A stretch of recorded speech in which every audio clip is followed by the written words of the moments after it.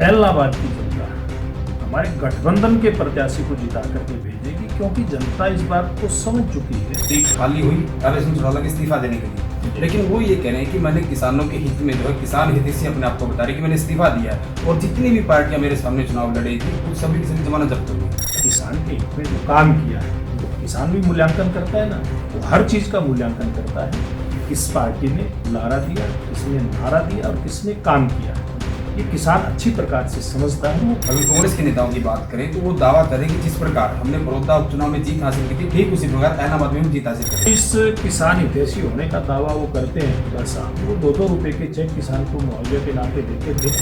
वो पार्टी सवाल उठा रही है जिस पार्टी में प्रदेश से लेकर के राष्ट्रीय स्तर कहीं भी कोई आपस में तालमेल नहीं, एक नेता दूसरे नेता की तारीफ। मैं एक बात कहता हूँ कि दूसरा व्यक्ति किस प्रकार के दावे करता है, ये तो वो समझता है कि वो दावे किस आधार पर करता है। लेकिन मैं एक बात कहता हूँ कि भारतीय जनता पार्टी अपनी परफॉर्मेंस के, हमारी सरकार की परफॉर्मेंस के आधार पर चुनाव जीतने वाली है। इलाहाबाद उपचुनाव को लेकर बिंदास हरियाणा के खास कार्यक्रम कौन जीतेगा इलाहाबाद में हमारे साथ खास बातचीत करने के लिए आज भारतीय जनता पार्टी के वरिष्ठ नेता और इलाहाबाद उपचुनाव के प्रभारी सुभाष बराड़ा जी। बराड़ा साहब जी, आप इलाहाबाद उपचुनाव का आपका प्रभारी यहाँ नियुक्त किया गया है, किस तरीके से देखते हैं? क्योंकि जिस प्रकार हम बात करें, कभी भी यहाँ बीजेपी का कैंडिडेट जो है वो जीत नहीं पाया, यहाँ के चैलेंज को आप कैसे देखते हैं? देखिए, भारतीय जनता पार्टी तो कभी हरियाणा भी नहीं जीत पाई थी, लेकिन 2014 के चुनाव में जो हरियाणा की जनता ने प्यार दिया, उसके आधार पे हमारी सरकार बनी।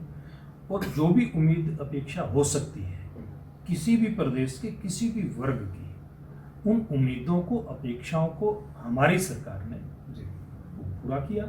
और इसलिए अगर गैर कांग्रेसी सरकार की बात करें तो पहली ऐसी सरकार है भारतीय जनता पार्टी की जिसने रिपीट किया हरियाणा प्रदेश के अंदर। वहीं सर हम टिकटों की बात करें तो लगातार जो है आपकी गठबंधन के बीच जो है टिकटों का मंथन जारी है, लेकिन कांग्रेस की बात करें, कांग्रेस की तरफ से लगातार अलग अलग नेता इस तरह के बयान दे रहे हैं कि गठबंधन के बीच यानी कि बीजेपी और जेजेपी के बीच जो वॉलीबॉल का मैच चल रहा है, वो उनकी तरफ गेंद फेंक रही, वो उनकी तरफ गेंद फेंक रही, यानी कि वेट एंड वॉच कि आखिर चुनाव कौन लड़ेगा। देखिए, वो पार्टी सवाल उठा रही है जिस पार्टी में प्रदेश से लेकर के राष्ट्रीय स्तर पे कहीं भी कोई आपस में तालमेल नहीं है, एक नेता दूसरे नेता की टांग खिंचाई में है। और यहाँ तक कि सरेआम आपने देखा होगा, जिस पार्टी में जो तम पेजार होती हो, वो पार्टी कहती है कि गठबंधन में एक मैच चल रहा है। किसी भी प्रकार का कोई मैच नहीं है। हमारा गठबंधन भारतीय जनता पार्टी और जननायक जनता पार्टी दोनों मिल बैठ करके उम्मीदवार का फैसला करेंगे। और इस प्रकार से जो एक राजनीतिक वातावरण है पूरे प्रदेश का और देश का, आज पूरी जनता, देश के प्रधानमंत्री नरेंद्र मोदी जी और हरियाणा में हमारी गठबंधन की सरकार, इसकी जो नीतियां हैं, इन नीतियों से प्रभावित है। और मैं दावे के साथ कह सकता हूं कि जो इस प्रकार का सवाल उठाने वाले लोग हैं वो देखते रह जाएंगे और भारतीय जनता पार्टी चुनाव निकाल करके ले जाएगी। बड़ा साहब, आप कह रहे हैं कि कांग्रेस में जो है जुत्तम पदार्थ चल रहा है, लेकिन अगर कांग्रेस के नेताओं की बात करें तो वो दावा करें कि जिस प्रकार हमने बड़ौदा उपचुनाव में जीत हासिल की थी, ठीक उसी प्रकार इलाहाबाद में हम जीत हासिल करेंगे। तो समय बता देगा किस प्रकार से वो लोग जीत का दावा करते हैं। पिछले चुनाव में भी उनके उम्मीदवार की किस प्रकार के यहाँ हालात थे वो लोग जानते हैं। एक बार चुनाव मैदान अब सज गया है, योद्धा मैदान में आएंगे, समय बताएगा। वहीं अगर हम आपकी गठबंधन की ही बात करें, हरियाणा सरकार का ये बात करने कार्यक्रम दूसरा चुनाव है, पहला चुनाव उपचुनाव में हुआ, उसके बाद इलाहाबाद का उपचुनाव, तो गठबंधन का धर्म निभाते हुए वहां बीजेपी का सिंबल था, बीजेपी का ही कैंडिडेट था। तो ऐसी चर्चाएं हैं कि क्या इस बार इलाहाबाद में, हालांकि आपकी चर्चा जारी है, क्या जेजेपी की तरफ से उम्मीदवार हो सकता है?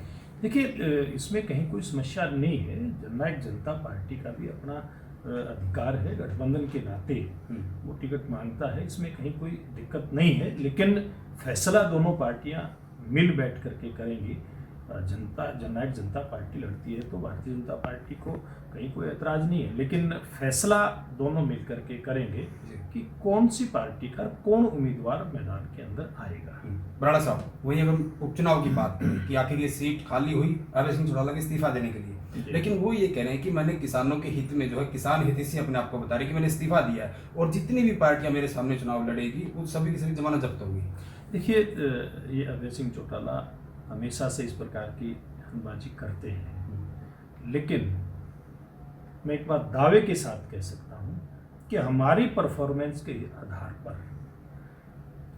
इलाहाबाद की जनता हमारे गठबंधन के प्रत्याशी को जिता करके भेजेगी, क्योंकि जनता इस बात को समझ चुकी है कि जो लोग बड़ी बड़ी बातें करते रहे किसान के लिए, उन्होंने वास्तव में किसान के लिए किया क्या है।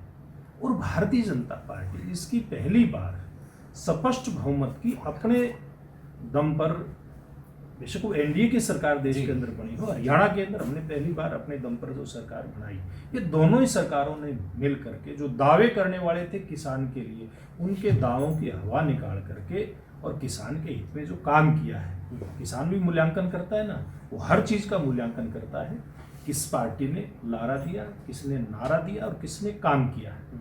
ये किसान अच्छी प्रकार से समझता है। और वो किसान आज बेशक आंदोलनकारी किसान की बात करें, वो भी बहुत गंभीरता से इस बात का विचार कर रहा है कि भाई लारे और नारे देने वाले लोग कौन से हैं और काम करने वाले कौन से हैं। ब्रह्म साहब ने किसानों की बात की। इस समय भारतीय जनता पार्टी के लिए किसान आंदोलन मुद्दा वो बहुत बड़ा है। करीब करीब 1 साल से ज्यादा का समय उनको होने को है, वो लगातार अपनी मांगों को लेकर प्रदर्शन पर बैठे हैं। लेकिन ऐसे में जिस प्रकार खाप पंचायतों की तरफ से या फिर किसान संगठनों की तरफ से लगातार ये पहले से ऐलान किया हुआ कि बीजेपी जेजेपी के नेताओं का विरोध किया जाएगा, तो वैसी परिस्थितियां आपके सामने यहाँ भी आने वाली, आखिर कैसे निपटेंगे?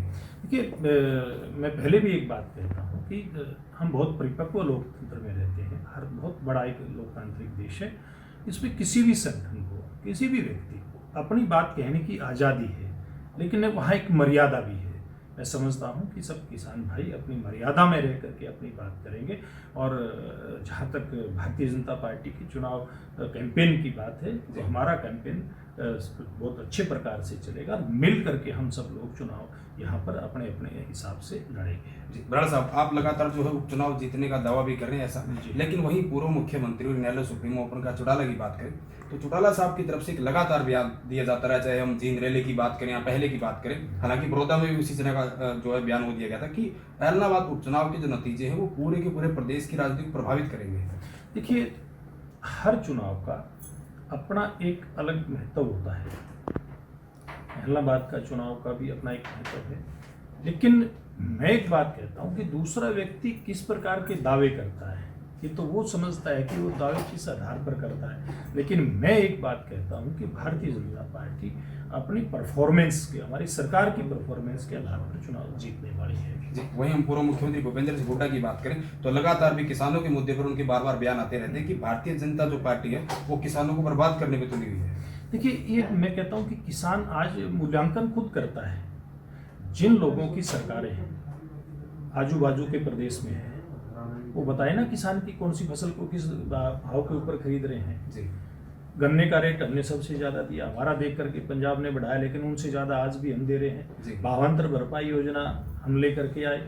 सरसों और बाजरे की खरीद ना राजस्थान में हो रही ना पंजाब के अंदर, जहाँ कांग्रेस पार्टी की सरकारें हैं। हम लोग इन फसलों की जो खरीद कर रहे हैं, किसान को का एक एक दाना खरीद करने का काम कर रहे हैं। जिस किसान हितैषी होने का दावा वो करते हैं हुड्डा साहब, वो 2-2 रुपये के चेक किसान को मुआवजे के नाते देते थे।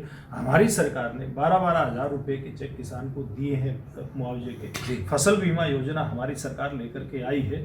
तो मैं नहीं समझता कि उनकी इन जो बातें कहते हैं इस प्रकार की बेसिर पैर की बातें, जिनको हम कह सकते हैं बिना आधार की बातें, उसके ऊपर कोई विश्वास करेगा। जी, वहीं बराड़ साहब, अंतिम में हम पड़ोसी राज्य पंजाब की बात करें, जिस प्रकार की कलह वहाँ चली है, हम पंजाब की बात करें कांग्रेस की, क्या आप कैसे देखते हैं आप? देखिए, वहाँ पर जब से नवजोत सिंह सिद्धू कांग्रेस पार्टी में आए, उस टाइम से लेकर के अब तक, और भविष्य में भी मुझे लगता है जब तक वो वहाँ पे हैं इसी प्रकार का वहाँ पर चलेगा।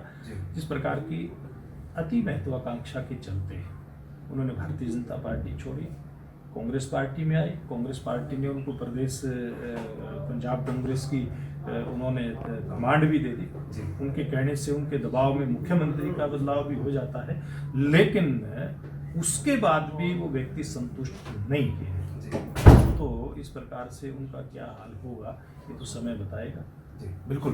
तो ये थे हमारे साथ बीजेपी के जो चुनाव प्रभारी सुभाष बराड़, जिनका साफ साफ जो है दावा यहाँ किया कि इस बार जो है इलाहाबाद में गठबंधन का उम्मीदवार जो है हर हाल में जीत हासिल करेगा। हालांकि आने वाला समय बताएगा और इस उपचुनाव के नतीजे बताएंगे कि आखिर कौन से उम्मीदवार को इलाहाबाद की जनता जो है उसके सिर पर विधायक का ताज जो पहनाकर है, विधायक का ताज सजाकर जो चंडीगढ़ भेजने का काम करेगी। वीडियो जर्नलिस्ट अमित कुमार के साथ सुरेंद्र नैन, बिंदास हरियाणा।